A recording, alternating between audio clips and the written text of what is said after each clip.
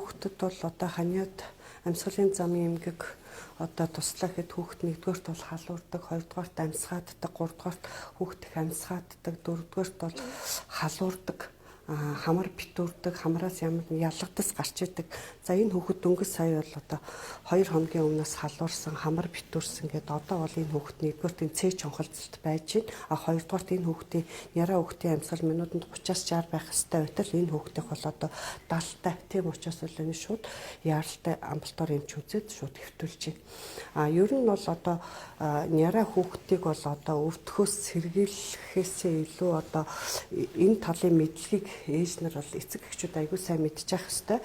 Хэрвээ яраа хүүхд өвдлөөхөд яраа хүүхд маань өөрийнх нь анатоми физиологийн онцлохоор биеийн жижигхэн, амьсгалын зам нь богинохон, амьсгалсан агаараа бүлээсгэж чадахгүй, хамрын сарсдах, амархан хөөдөг. Тийм учраас бол ханиад амьсгалын замын эмгэг туслаар гэхэд л хамгийн түрүүнд амьсгаадал хамранд битүүрэл тэгэл ханиалгаал ингээд саадтай болоод ирдэг. Тийм учраас бол манай эцэг эхчүүд нь яраа хүүхдэд ерөөсөө л хүүхэд халуурах, эсвэл биеийн дулаан буурах, за эсвэл хүүхэд ингээд саяны цээж хүчтэй хонхолцож байгаа шинж илрэх тэгээд хүүхэд ерөөсөө хамрын амьсгал сааттай хөгж чадахгүй болох.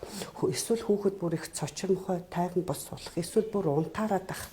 Тэгэхээр унтаараад ахыг манай эцэг эхчүүд нойронд аягүй сайн байна гэж боддог. Бас тийм биш. Хүүхэд яг 2-3 цаг тутам сэрээд өөрөө хөхөд байвал тэр бол хэвэн. Гэтэл таг унтаараад хөхөж хөхгүй байгаад байвал энэ бол аюултай шинж учраас энэ тохиолдолд бол яраа хүүхдийг яаралтай заавал эмчит үзүүлж эмчийн заавраар зөвлөгөөгөөр одоо эмчилгээ хийх ёстой. Гэрээр ерөөсөө дур мэдээж нэг юм ч хийж болохгүй. Яраа хүүхдийн хэвийн дулаан 36-5-аас 37-5 байх ёстой байтал манай ээж нар 37 градус сурчиж халуурчиж гэл өөрснөө дур мэдээд лаа хэргэлцэв. Эсвэл им уулгацсан. Гэтэл тэр хэргэлж байгаа лаа им нь яг л нэг төрлийн имийг л дахин хийгээд идэг. Тэгвэл тэр чинь имийн тун хэтрэл хүүхдэд бас эмгэг үүсдэг. Тийм учраас ерөөсөө яраа хүүхдэд хэрглэж байгаа эмийг нэг ч эмийг дур мэдэж хэрглэж болохгүй. Энэ яраа хүүхдийн өөрийнх нь анатоми физиологийн онцлогтой сая холбоотой гэж хэллээ шүү дээ. Яраа хүүхд бол халуурч болно. Халуурхал юм бол эхний ээлжинд эцэг эхчүүд ерөөсөө хүүхдийг ингээд задгаалаад ингээл ерөөсөө ингээд нимкэл байлах хэрэгтэй. Эсвэл үлгийгээр биш энэний дээгүүр нимкэн даавуугаар ингээд хучаад юм уу?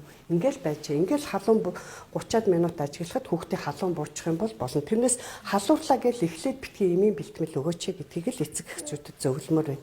Тэрнээс ямар ч эмийн бэлтгэлийг өөрснөө дур мэдэж хэрэглэх